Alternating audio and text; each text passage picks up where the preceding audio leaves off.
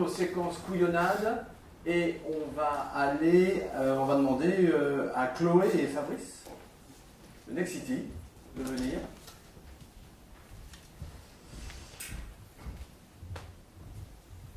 Et alors, je vais vous tester quand même. Alors, voilà la jeunesse là. Ça rigole pas. Alors là, il y a un micro. L'autre micro, c'est Anne que vous connaissez, je pense. Vous connaissez dans cette grande maison? Vous connaissez Anne? Connaissez-vous la différence entre une déconnade et un baratin?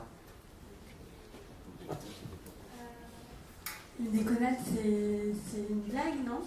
Et un baratin, c'est un pipeau? Différence entre des déconnades et des baratins. Même avis. Excusez-moi. Qui a une différence entre déconnade et baratin? James? Le baratin, on espère que celui d'en face va y croire. Ouais, ça c'est bien. Ça c'est bien. Très fort, James. Déconnade et baratin. Olivier? Déconnade et l'humour. Vas-y, prends le cause dans le micro. Dans la déconnade, il y a de l'humour, alors que dans le baratin, il y a une volonté effectivement de persuasion. Putain, vous êtes balèze, c'est trop fort, ouais. La déconnade, c'est avec le baratin. Vincent? Oui, je suis assez d'accord, le baratineur espère qu'on va le croire, le déconneur pas tellement, je pense. Ouais, d'accord. Et ben c'est ça, ouais. C'est exactement ça. Bravo. C'est que la déconnade, on ne croit pas ce qu'on dit, alors que les baratineurs, ouais, ils ont une arrière-pensée à nous enfumer. Ouais, absolument. Il y a des exercices aussi de créativité que vous pouvez faire en entreprise, c'est la déconnade. Parce que ça va vous libérer, vous allez sortir du cadre et vous allez exprimer plein de choses. On va pas forcément, mais on va croire que vous êtes sincère, vous n'avez rien à vendre derrière. Voilà. N'hésitez pas à faire des grandes déconnades en entreprise, c'est plutôt sympa. Allez, alors qui commence? Bullshit? C'est moi. Allez, Chloé. Alors, comme on l'a dit précédemment... Alors, tu te présentes. Ah, prénom, nom, fonction, société, c'est pour la captation d'Estelle. Ok, donc Chloé Mikaeri, je suis directrice marketing chez Next City Conseil et Transactions. Et donc, effectivement, comme on l'a dit précédemment, on a plein d'idées innovantes dans le monde de l'immobilier. Très régulièrement, les uns inspirent les autres. Et donc là, dès lors qu'il y a une innovation qui est sortie, on n'a pas de mal à la reproduire. Mais dès qu'on crée, on imagine, on dessine une innovation, ou en tout cas on a envie de mettre en place de nouvelles solutions, la bullshit, c'est qu'on se dit qu'il n'y a pas de réglementation à ce sujet, on a des problématiques au niveau juridique, et donc on ne va pas au bout de l'idée. Et forcément, c'est un frein d'entreprise, parce qu'il y a plein de belles idées, mais qui ne voient pas le jour, malheureusement. Alors, j'ai pas tout souligné. Il y a de belles idées en entreprise, mais pourquoi elles ne voient pas le jour? Parce qu'on se met des freins, des barrières, tout simplement parce qu'elles ne sont pas réglementées. Est-ce qu'elles ne sont pas réglementées? Tout à fait. D'accord. On a peur du dogme de la réglementation. Tout à fait. D'accord. Et ça empêche vraiment d'avancer? En interne, on a des problématiques juridiques, oui, dans de nombreuses entreprises. Donc, il faut mieux faire des déconnades. Exactement. Voilà, d'accord. Ok, super. Quelqu'un veut rebondir là-dessus? Ça vous est arrivé? Oui, je veux bien. Allez, oui, j'arrive. Moi, je peux parler fort. Non. Prénom, nom? Daniel Judis, Société 360 Buts. Je rebondissais par rapport à l'innovation. En règle générale, quand vous mettez en place des systèmes exploratoires, même les dispositifs de l'État, vous avez également, le financement est également pris pour le changement de la réglementation. Je vous prends un exemple qui n'a rien à voir avec notre univers. Mais là, c'est Next City qui parle. Hein. J'entends bien. C'est pas une start-up. J'entends bien, mais s'ils veulent développer des nouveaux produits, il faut aller peut-être jusqu'au bout. Donc je pense que ce n'est pas un frein. La réglementation, elle change avec l'innovation. Regardez les voitures sans permis, sans un humain dedans, il y a énormément de problématiques. Qu'est-ce qu'elle fait avec quelqu'un qui est responsable, etc. Pour parler d'un autre univers et étayer. Donc il faut aller jusqu'au bout et c'est financé également par des projets européens, par l'État, par le crédit impôt recherche, etc. Voilà. Merci pour cette remarque. Fabrice, allez, alors là c'est le bon plan? C'est le bon plan. Allez, c'est ce qu'il faudrait faire dans l'idéal, ça se passe pas toujours comme ça. Mais effectivement. C'est un rapport avec. Oui, super. C'est une tentative de solution. Bravo. Donc effectivement, le problème, ce que disait Chloé, c'est que souvent ces bonnes idées sont tuées pour des raisons juridique, on va dire, d'absence de réglementation ou de risque de contournement d'une réglementation existante. On sait qu'on est dans un secteur extrêmement régulier. Tout le monde connaît la loi Vogel, la loi de 61. Vous voulez tenter quelque chose sur un territoire, vous n'êtes pas conforme au PLU, vous avez des craintes pour vos autorisations d'urbanisme, vous pensez que vous prenez des risques à considérer.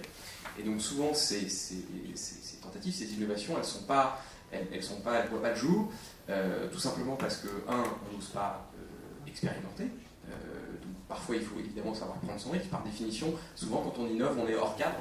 Et donc, c'est exactement ce que vous disiez. La réglementation, elle peut venir après.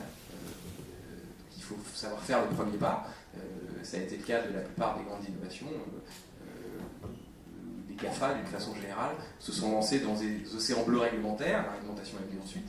Et puis, la deuxième solution, c'est que la réglementation, elle a des producteurs de normes, elle a des juges et des administrations qu'on peut interroger. Et donc souvent, on fait sa petite étude juridique dans son coin, on dit c'est risqué, et puis en fait on tue l'idée avant d'avoir demandé l'avis des services de l'État ou des services des collectivités qui seraient en mesure d'entrer dans un dialogue. Donc il y a un peu c'est même pas un dialogue de sourds, c'est une autocensure. C'est une autocensure, il y a un non-dialogue avec des autorités réglementaires, alors qu'il y a des dispositifs existants. Alors, il y a le rescrit, pourquoi ce dialogue n'existe pas? Parce que ça demande du temps, ça demande de l'argent, ça demande une permission. Non, je crois qu'il y a, plus profondément, il y a un effet de défiance, c'est-à-dire on se dit, on ne va pas demander à l'administration, aux autorités réglementaires, si oui ou non on a le droit de faire quelque chose. Évidemment, si vous demandez au lion s'il a bien déjeuné, il vous bouffe.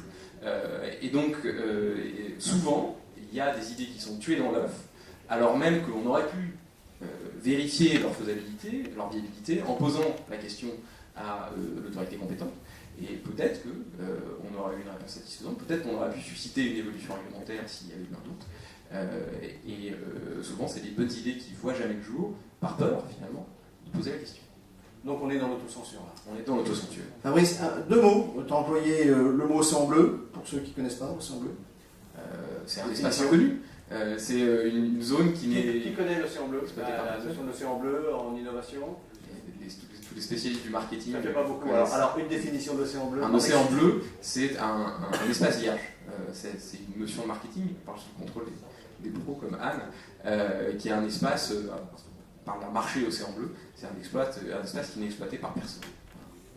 Un espace de besoin qui n'est rempli par aucune offre existante sur le marché. L'océan rouge, c'est un marché fréquenté. Ni autocensure, ni frein, rien. Un espace de liberté. Voilà, on crée son idée et on l'avance au fur et à mesure. Exactement. Voilà, c'est ça.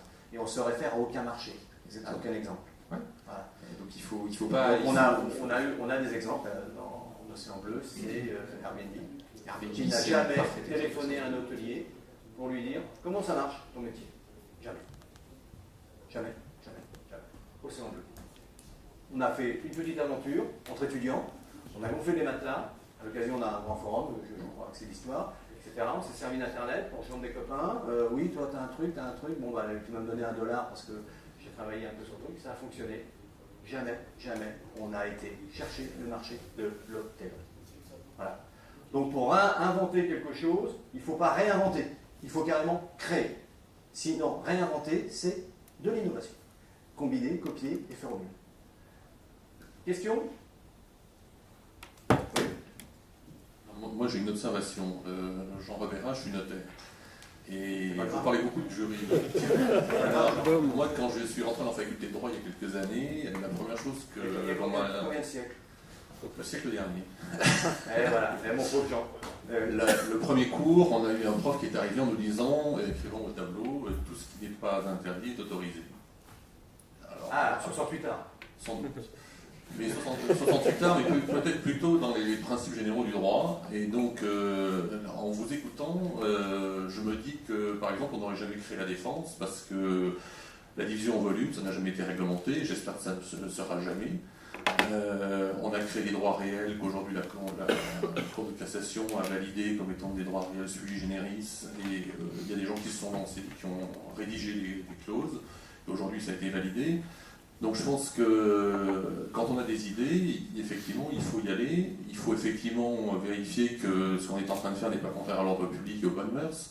Mais à partir de là, où on n'a pas ce type de problématique, Mais il faut avancer, parce qu'à un moment donné, les règles, si certaines sont un peu contraignantes, elles finiront par s'adapter. Et on le voit bien aujourd'hui avec un certain nombre d'innovations qui vont from scratch, et puis qui avancent, et puis qui butent, et puis qui recommencent, et petit à petit, ça rentre dans les mœurs. Donc je crois qu'il ne faut pas laisser les juristes d'entreprise, les notaires, les avocats pondre des notes pour dire non, il faut arrêter parce que vous avez un petit risque. Les risques, il faut savoir les prendre. Voilà. Et c'est drôle parce que quand une société va mal, on fait appel à son contrôleur de gestion. Le type est incapable de créer quoi que ce soit. C'est pas capable de contrôleur de gestion, il faut au moins avoir chez nous. Bien. Cédric, il est pas là, donc James, il y a sa tablette. Alors, écoute, Carlotta, merci beaucoup. Merci beaucoup.